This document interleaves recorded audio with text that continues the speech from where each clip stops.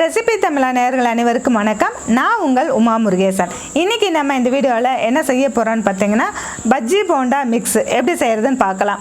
நம்ம மாலை நேரங்கள்லையோ அல்லது மழை வந்துட்டாவோ நமக்கு ரொம்ப சூடாக நமக்கு ஏதாவது சாப்பிட்ணுன்னு தோணுது அப்படின்னு பார்த்தீங்கன்னா, உடனே நமக்கு பஜ்ஜி செஞ்சு கொடுங்க, போண்டா செஞ்சு கொடுங்கன்னு தான் நம்ம வீட்டில் நார்மலாக கேட்பாங்க. அந்த பஜ்ஜி போண்டா செய்கிறதுக்கு நம்ம கடையில் போய் பஜ்ஜி போண்டா மிக்ஸ் வாங்காமல் நம்ம வீட்லேயே இந்த பஜ்ஜி போண்டா மிக்ஸ் நம்ம ரெடி பண்ணி வச்சுக்கிட்டு குழந்தைங்க கேட்கும்போது உடனே நம்ம எப்படி செய்கிறதுன்னு ஃபுல்லாக இந்த வீடியோவில் சொல்லியிருக்கேன். வீடியோ கடைசி வரைக்கும் பாருங்கள். ரெசிபி தமிழா சேனலுக்கு சப்ஸ்கிரைப் பண்ணலைன்னா சப்ஸ்கிரைப் பண்ணிக்கோங்க. இதனுடைய பெரிய குவான்டிட்டி ஃபுட்டி தமிழா சேனல் அப்லோட் பண்ணியிருக்கோம். அதனுடைய லிங்க் கீழே கொடுத்துருக்கேன், போய் செக் பண்ணி பாருங்கள். வாங்க வீடியோக்குள்ளே போகலாம். வீட்டு முறையில் தயாரிக்கப்பட்ட அனைத்து மசாலா பொருட்களும் ஃபுட்டி தமிழா சேனல் மூலமாக நானே என் கைப்பட வறுத்து தரமாகவும் சுவையாகவும் நான் கொடுத்துட்ருக்கிறேன். இது சாம்பார் பொடி, ரசப்பொடி உட்பட 10 வகையான மசாலா பொடிகள் நான் கொடுத்துட்ருக்கிறேன். இது தேவைப்படுறவங்க கீழே இருக்க காண்டாக்ட் நம்பருக்கு வாட்ஸ்அப் பண்ணுங்கள். ஆல் ஓவர் இந்தியா நம்ம கொரியர் மூலமாக அனுப்பி வைக்க முடியும்.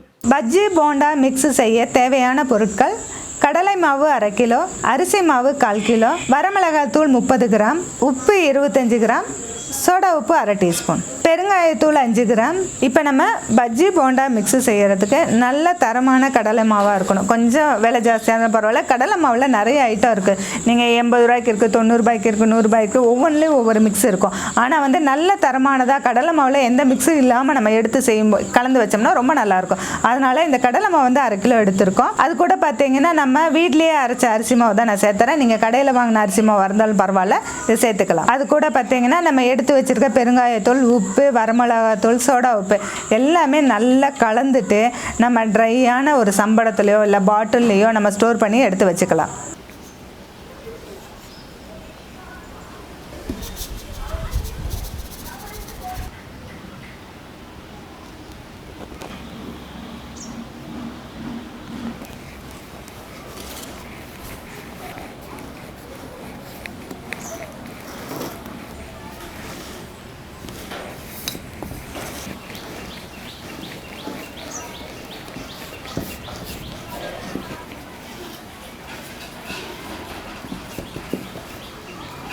இந்த பஜ்ஜி போண்டா மிக்ஸை நம்ம ஃப்ரீசரில் கூட நம்ம ஜிப்லாக் கவர் போட்டு நம்ம ஸ்டோர் பண்ணி வச்சுக்கலாம். இது எப்பெல்லாம் குழந்தைங்க கேட்குறாங்க, எப்பெல்லாம் பெரியவங்க கேட்குறாங்களோ அந்த டைமில் எப்பெல்லாம் தேவைப்படுதோ நமக்கு தேவையான அளவு மாவு எடுத்து போட்டு கொஞ்சமாக தண்ணி சேர்த்து நல்லா மிக்ஸ் பண்ணிவிட்டு பஜ்ஜியோ, இப்போ வாழைக்காய் பஜ்ஜி அல்லது ஆனியன் பஜ்ஜி அல்லது உருளைக்கிழங்கு பஜ்ஜி, அதுக்கு பார்த்திங்கன்னா கத்திரிக்காய் பஜ்ஜி, அதுக்கடுத்து பார்த்திங்கன்னா காலிஃப்ளவரில் பஜ்ஜி செய்யலாம்.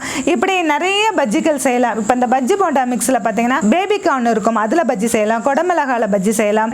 அப்பளம் கூட வச்சு பஜ்ஜி செய்யலாம். பிரெட் வச்சு பஜ்ஜி செய்யலாம். எல்லாத்துக்குமே இந்த மாவு ஒன்று இருந்தால் போதும். கரெக்டான அளவில் நீங்கள் கலந்து எடுத்து வச்சுக்கிட்டிங்கன்னா அதுக்கு உப்பு, காரம், சோடா உப்பு எல்லாமே கலந்துட்டு அது கூட நம்ம பஜ்ஜி செஞ்சு எடுத்து கொடுக்கலாம். இதில் பார்த்தீங்கன்னா உருளைக்கிழங்கு போண்டாவுக்கும் இதை இது பண்ணலாம். இல்லை முட்டை போண்டா செய்யலாம். இந்த மாதிரி நிறைய வெரைட்டிஸ் போண்டா பஜ்ஜி இந்த இதில் செஞ்சுக்கலாம். இதுக்காக நம்ம கடையில் போய் தான் பஜ்ஜி போண்டா மிக்ஸ் வாங்கணுங்கிறது கிடையாது. நம்ம வீட்லேயே நம்ம கைப்பட இந்த போண்டா பஜ்ஜி மிக்ஸை நம்ம கலந்து வச்சுக்கிட்டோம்னா இது ஒரு 3 மாதம் to 6 மாதம் நல்லாயிருக்கும். இது ஃப்ரெஷ்ஷான மாவாக இருக்கணும்.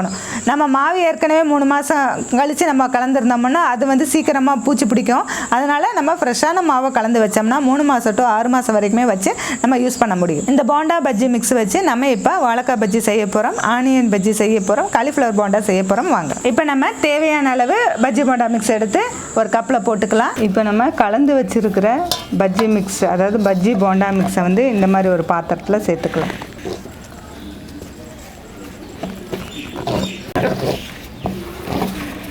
கொஞ்சம் தண்ணி சேர்த்துக்கலாம். ரொம்ப தண்ணியாட்டம் வேண்டாம், கரெக்டான பதத்துக்கு கலந்துக்கலாம். ஏன்னா தண்ணியாட்டம் இருந்துச்சுன்னா எண்ணெய் குடிக்கும்.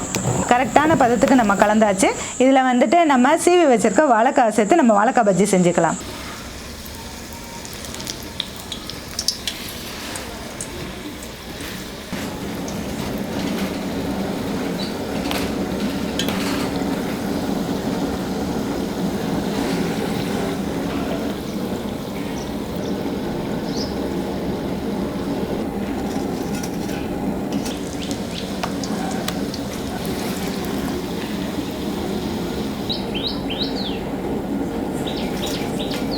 அடுத்தது பார்த்தீங்கன்னா ஆனியன் சேர்த்து ஆனியன் பஜ்ஜி செஞ்சுக்கலாம்.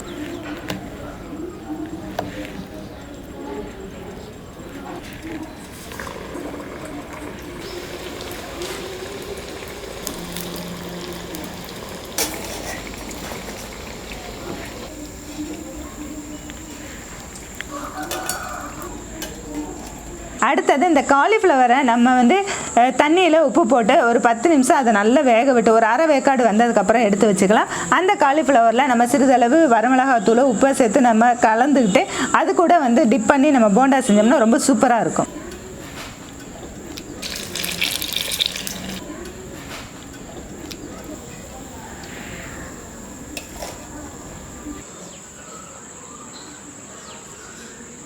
இப்போ நம்ம மழை வர டைம்லையோ இல்லை ஈவினிங் டைமில் இந்த மாதிரி குழந்தைங்களுக்கு செஞ்சு கொடுங்க, ரொம்ப விரும்பி சாப்பிடுவாங்க.